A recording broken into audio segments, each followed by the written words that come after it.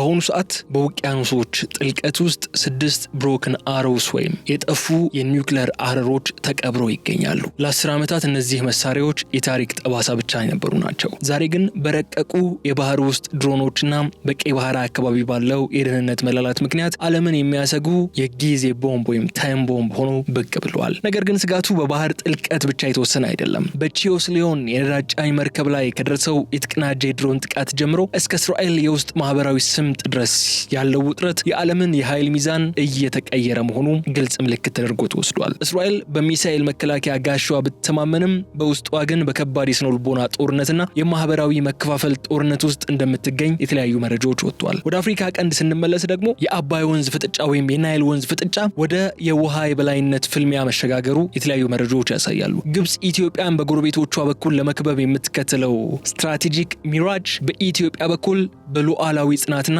120 ሚሊዮንና ከዛ በላይ የሆኑ ዜጎች ወደ አንድ የመረጃ መረብ በሚቀየር ዲጂታል ኢንተለጀንስ አማካኝነት ምላሽ እየተሰጠው ይገኛል የሚል አንድ የኢንስቲትዩት ኦፍ ፎሬን አፌርስ ጥናት ይዘን መተናል። ከጠፉ የኒውክሌር ቦምቦች እስከ ናይል ወንዝ ሽኩቻ ዓለም በታላላቅ ሀገራት የኃይል ፍልሚያና ከቁጥጥር ውጭ በሆኑ ስጋቶች ጥላ ስር የወደቀችበት በዚህ ወቅት እኛም በልዩ ጥንቅራችን ልንዳሰው ወደናል። ዛሬ በእነዚህ ዓለምን አሳሳቢ ደረጃ ላይ በሚያደርሱ ጉዳዮች ዙሪያ በጥልቀት እንወያያለን። አብራችሁን በመቆየት እንድትከታተሉ ልዩ ጥንቅራችንን እንድታደምጡልን እንጋብዛለን። የዩቲዩብ ገጻችንን ደግሞ ሰብስክራይብ ማድረጋችሁ እንዳትዘነጉ፣ ቪዲዮውን ላይክ አድርጉ። ሀሳብ አስተያየት ካላችሁ ደግሞ ኮሜንት መስጫው ላይ አስቀምጡልን በማለት ወደ ቀዳሚው ጉዳያችን እናምራ።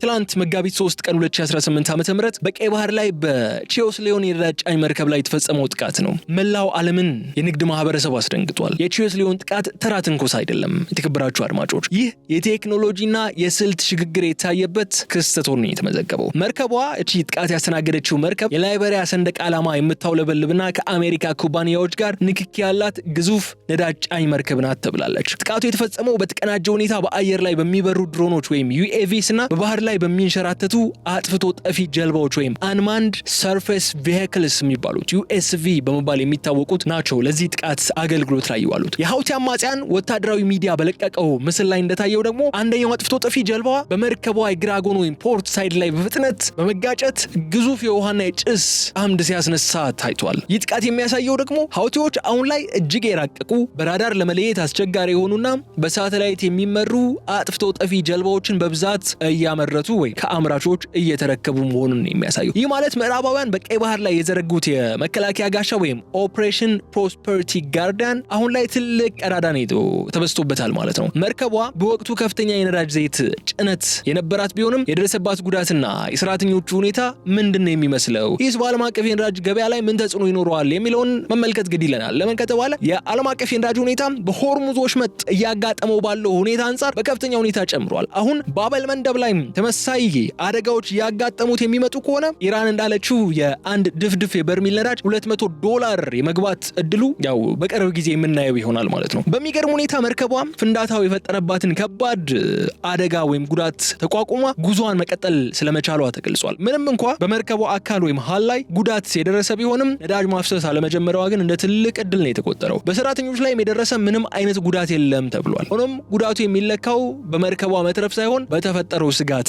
አንጻር ነው። ይህ ጥቃት የተፈጸመው ከጥቂት ወራት ጸጥታ በኋላ መሆኑ ደግሞ ሀውቲዎች በኢራንና በእስራኤል መካከል የተጀመረውን ቀጥተኛ ጦርነት ተከትሎ ሁለተኛ ግንባር ለመክፈት መዘጋጀታቸውን ያሳያል። ሁለተኛ አልኩኝ፣ ሶስተኛ ግንባር ነው የሚሆነው። ይሄ ለምን ካላችሁኝ የፊት ለፊት ጦርነት ግንባሩ ያው ኢራን ነች። ኢራን ተኩሳለች፣ እስራኤልና አሜሪካ ይተኩሳሉ። ሁለተኛው የጦር ግንባሩ ሊባኖስ ሂዝቦላህ ነው። ሶስተኛው የጦር ግንባር ደግሞ የአፍሪካ ቀንድ ባበል መንደብ ሆኖ ብቅ ብሏል ማለት ነው። የሀውቲዎች ቃል አቀባይ የህያ ሳሬ እንደገለጹት ደግሞ ጥቃቱ ለኢራንና ለሊባኖስ ህዝብ ድጋፍ የተደረገ ነው ብሏል። ይህ ደግሞ ማንኛውም ከአሜሪካ ወይም ከእስራኤል ጋር ግንኙነት ያለው መርከብ በቀይ ባህር በኩል ማለፍ እንደማይችል የተላለፈ ጥብቅ ማስጠንቀቂያ ሆኖ ተወስዷል። በአጭሩ የዚህ የቺዮስ ሊዮን መርከብ ጥቃት ዓለም አቀፍ የንግድ መስመሮችን ዳግም ወደ መጨናነቅና ወደ ዋጋ ንረት ሊመልሳቸው የሚችል አጋጣሚ ሆኖ ይወሰዳል። ከጥቃቱ በኋላ እንደ ማርስክ ያሉ ግዙፍ ኩባንያዎች መርከቦቻቸው በቀይ ባህር ፋንታ በአፍሪካ ዙሪያ ወይም በኬፕ ኦፍ ጉድ ሆፕ እንዲዞሩ በድጋሚ እያዘዙ ነው ያሉት። ይህ ደግሞ በጉዞ ላይ ከ10 እስከ 15 ቀናት ይጨምራል። ይህ ማለትም ምክንያትም የነዳጅና የሸቀጦች ዋጋ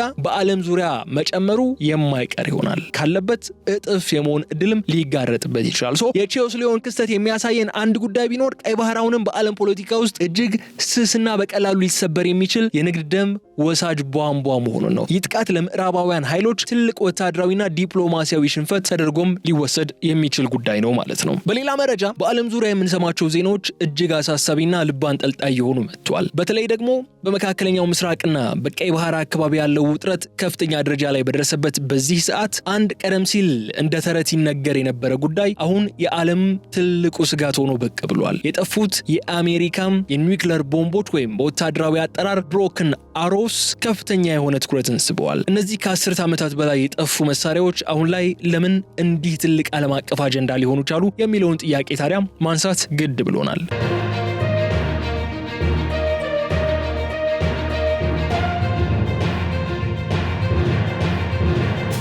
ብሮክን አሮ የሚለው ቃል አሜሪካ የኒውክሌር መሳሪያ ሲሰረቅባት በአጋጣሚ ሲጠፋባት ወይም ሳይታሰብ ሲፈነዳ የምትጠቀምበት የሚስጥር ኮር ነው ይላል የዴይሊ ሚረር ዘገባ። በአሁኑ ሰዓት ቢያንስ 6 የዩኤስ የኒውክሌር አረሮች ወይም ዋርሄዶች በተለያዩ የዓለም ክፍሎች ተጥለው እንደሚገኙም በይፋ ይታወቃል። ለምሳሌ በ1958 ዓ.ም በጆርጂያ ግዛት ታይቢ ደሴት ላይ እዛ አቅራቢያ በልምምድ ወቅት የጠፋው የ3.8 ሜጋቶን የሃይድሮጅን ቦምብ አንዱ ነው ከነዚህ ብሮክን አሮዎች መካከል ማለት ነው። ይህ ቦምብ ምን ያክል አውዳሚ እንደሆነ በግልጽ እንዲገባችሁ የተከበራችሁ አድማጮች በአንድ ግልጽ ምሳሌ ላስረዳችሁ። ያ በጃፓን ናጋሳኪ ላይ የፈነዳው ቦምብ ታስታውሱታላችሁ አይደለ? ይህ በታይቢያይ ደሴት አቅራቢያ በልምምድ ወቅት የጠፋው ሃይድሮጅን ቦምብ የዛኔ በጃፓን ናጋሳኪ ከፈነዳው ቦምብ በ190 እጥፍ የሚበልጥ የጥፋት አቅም ያለው ቦምብ ነው አሜሪካ ጠፋብኝ ያለችው። ሌላኛው ደግሞ በ1961 በሜዲትራኒያን ባህር ውስጥ የወደቀ ቦምብ ነው። ይህ ቦምብ እስከዛሬ እነዚህ መሳሪያዎች በባህር ጥልቀት ውስጥ ስለነበሩ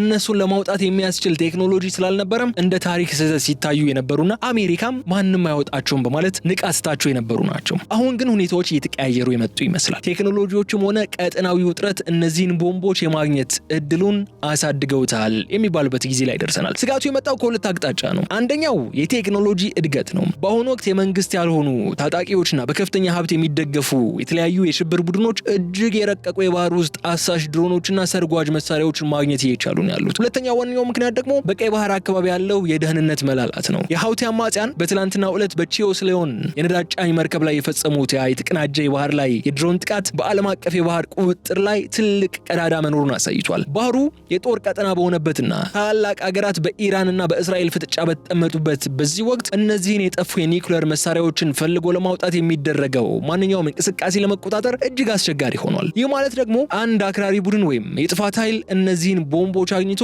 ደርቲ ቦምብ ለመስራት ወይም ዓለምን ለማስፈራራት ሊጠቀምባቸው ይችላል የሚለው ስጋት ከንድፈ ሐሳብ ባለፈ አሁን ተግባራዊ ስጋት ሆኖ ተቀይሯል። ትልቁ ስጋት የሚፈጥረው ጉዳይም ይሄ ነው። እነዚህ መሳሪያዎች አሁንም በባህር ውስጥ መኖራቸውና የጥፋት አቅማቸው አለመቀነሱ በዘመናዊው ዓለም ውጥረት ውስጥ እንደ አንድ የጊዜ ቦምብ ወይም ታይም ቦምብ ሆኖ እንዲቆጠሩ ያደርጋቸዋል። በተለይ የቀይ ባህርና የሜዲትራኒያን አካባቢ የጦርነት ቀጠና መሆናቸው እነዚህ መሳሪያዎች ባልተገባ እጅ የመውደቅ እድላቸው በ400% ጨምሮታል። ይህ ጉዳይ ደግሞ ዓለም ከቀጥተኛ ጦርነት በተጨማሪ ከቁጥጥር ውጭ በሆኑ የኒውክሌር ስጋቶች ጥላ ስር እንድትወድቅ ያደረጋት ጉዳይ ነው። በሌላ መረጃ ወደ እስራኤል የሚወስደን ጉዳያችን ማለት ነው። የወጡ አዳዲስ የህዝብ አስተያየት ጥናቶች በእስራኤል ውስጥ የሚታየው ማህበራዊ አንድነት አሳሳቢ ደረጃ ላይ መድረሱን ያሳያሉ። እስራኤል ከውጭ ጠላቶቿ ጋር በምትፋለምበት በዚህ ወቅት በውስጧ ግዙፍ መከፋፈል መፈጠሩ መረጃዎች አሳይቷል። እስራኤል በአሁኑ ወቅት ከሁለት ግንባር ጦርነት በላይ ያስተናገደች ያለችው የስነ ልቦና ጦርነት በቤቷ ውስጥ ነው። አዲሱ የህዝብ አስተያየት ጥናት እንደሚያሳየው ከሆነ የእስራኤል አይሁዶችና የእስራኤል አረቦች ለጦርነቱ ያላቸው አመለካከት የሰማይና የምድር ያክል የተራራቀ ልዩነት እንዳለው ነው። በጥናቱ መሰረት ከሆነ ከአይሁዶች 93% የሚሆኑት የእስራኤል አይሁዶች ሀገሪቱ በኢራንና በሂዝቦላህ ላይ የምትወስደው ወታደራዊ እርምጃ ፍትሃዊና አስፈላጊ እንደሆነ በማመን ሙሉ ድጋፍን ይሰጣሉ። በአንጻሩ ደግሞ 65% የሚሆኑት የእስራኤል አረቦች የሀገሪቱን 21% ህዝብ ይወክላሉ። ጦርነቱ በጽኑ ይቃወማሉ። ይህ በቁጥር ብቻ የሚገለጸው ልዩነት አይደለም። ይህ የአንድ ሀገር ዜጎች ስለ ሀገሪቱ ህልውና ያላቸው ተቃራኒ እይታን ነው የሚያሳየው።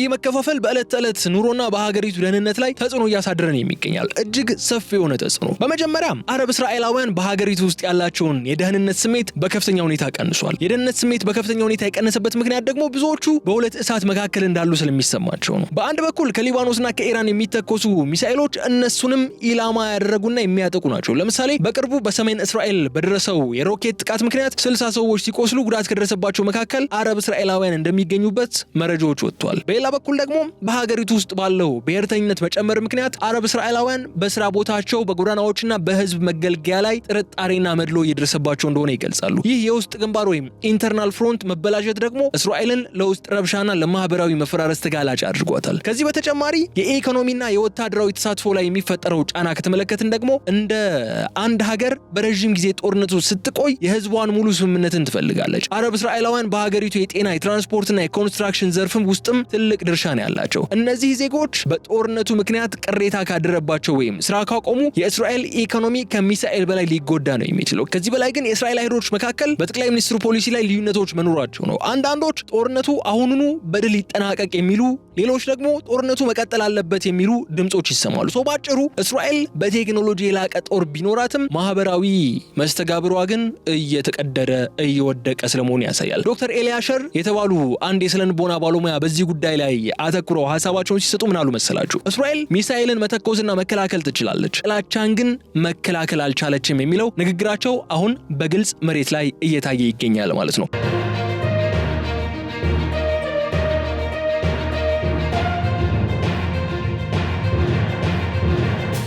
ይህንን ብለን ታዲያ ወደ ቀጠናዊ ጉዳዮቻችን ስንመለስ ደግሞ የግብጽና የኢትዮጵያ ፍጥጫ እንመለከታለን። የውሃ የበላይነት ፍልሚያ ላይ የሚደረገው መሯሯጥ ወይም ፍጥጫ ነው። የተለያዩ መረጃዎች እንደሚያሳዩት ከሆነ በግብጽና በኢትዮጵያ መካከል ያለው ዲፕሎማሲያዊ ፍጥጫ ወደ ወታደራዊ ሽኩቻም እየተቀየረ መጥቷል። ግብጽ በሶማሊያና በኤርትራ በኩል ያደረገችው ያለውን እንቅስቃሴ በኢትዮጵያ በኩል እንደ ትልቅ ስጋት ነው የተቆጠረው። ግብጽ አሁን የምትከተለው ይህ የመክበብ ስልት ዓላማው ምንድነው የሚለውን በመመልከት ደግሞ ቀጠናዊ ጉዳይ የምንመለከትበት ሰዓታችን እንጀምረው። ይህ ግብጽ የምትከተለው ስልት በስትራቴጂክ ጥናት ወይም ስትራቴጂካዊ ሚራጅ ወይም የማዞር ስልት ተብሎ ሊጠራ የሚችል ነው። ግብጽ ላለፉት 100 ዓመታት በናይል ወንዝ ላይ የነበራትን ፍጹም የበላይነት ሃይድሮፖለቲካል ሄጀሞኒ አደጋ ላይ ወድቋል ብላ ነው የምታምነው። ይህ ስጋት የመነጨው ደግሞ ታላቁ የኢትዮጵያ ህዳሴ ግድብ ወይም ጋርድ ግንባታ መጠናቀቁና ኢትዮጵያ ውሃውን ለልማት መዋል ማጀመሯን ተከትሎ ነው። ግብጽ አሁን እያደረገች ያለችው እንቅስቃሴ ኢትዮጵያን በጎረቤቶቿ በኩል ወጥሮ በመያዝ በግድቡ የውሃ አያያዝና አጠቃቀም ላይ የራሷን ፍላጎት ለማስገደድ ነው።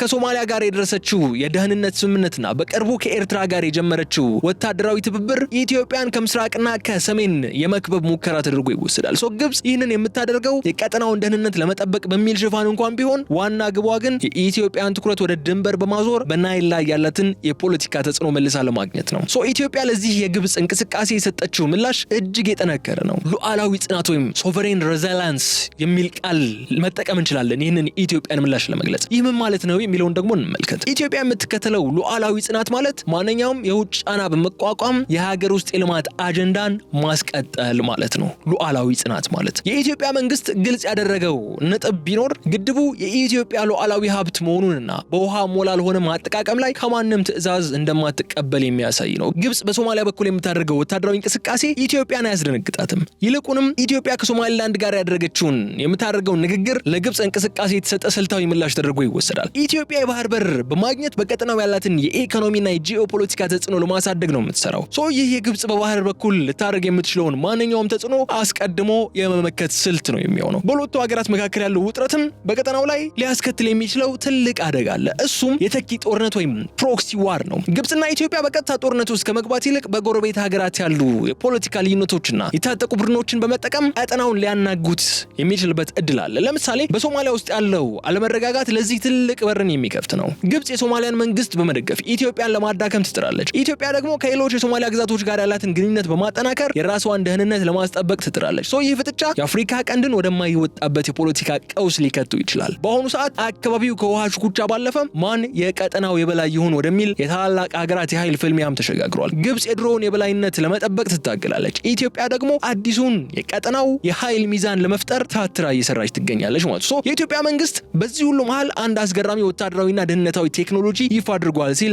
IFA ወይም ኢንስቲትዩት ኦፍ ፎሬን አፌርስ አስታውቋል። ይህ ቴክኖሎጂ ዲጂታል ኢንተለጀንስ ኮሚኒኬሽን ፕላትፎርም ይባላል። ዲጂታል ኢንተለጀንስ ኮሚኒኬሽን ፕላትፎርም የተሰኘው ይህ መድረክ ሀገሪቱ በዙሪያዋ ካሉ ስጋቶች ባለፈ ለውስጥ ደህንነቷ የሰጠችውን ትኩረት ነው የሚያሳየው። ነገር ግን አንድ መንግስት ዜጎቹ በቀጥታ ከመረጃ መዋቅሩ ጋር የሚያገናኝ ዲጂታል መድረክ ለምንድን ነው የሚያስፈልገው የሚል ጥያቄ ማንሳት ግድ ነው የሚለን። ይህ እርምጃ ኢትዮጵያ ወታደራዊ ጥበብን ከመረጃ ቴክኖሎጂ ጋር የማዋሃድ አዲስ ስትራቴጂ ጀመሯን የሚያሳይ ነው። አሁን ባለንበት ወቅትም ጦርነት የሚካሄደው በታንክና በጠመንጃ ብቻ አይደለም፣ በመረጃም ጭምር ነው። ይህ አዲስ ፕላትፎርም ደግሞ ዜጎች ማንኛውም አጠራጣሪ እንቅስቃሴ፣ የሽብር ስጋት ወይም የድንበር ጥሰት በቀጥታ ለደህንነት መስሪያ ቤቶች እንደ ብሔራዊ መረጃና ደህንነት አገልግሎት ወይም ኔስ እንዲጠቁሙ ያስችላል። ኢትዮጵያ ይህንን ያደረገችው በሁለት ምክንያቶች ነው።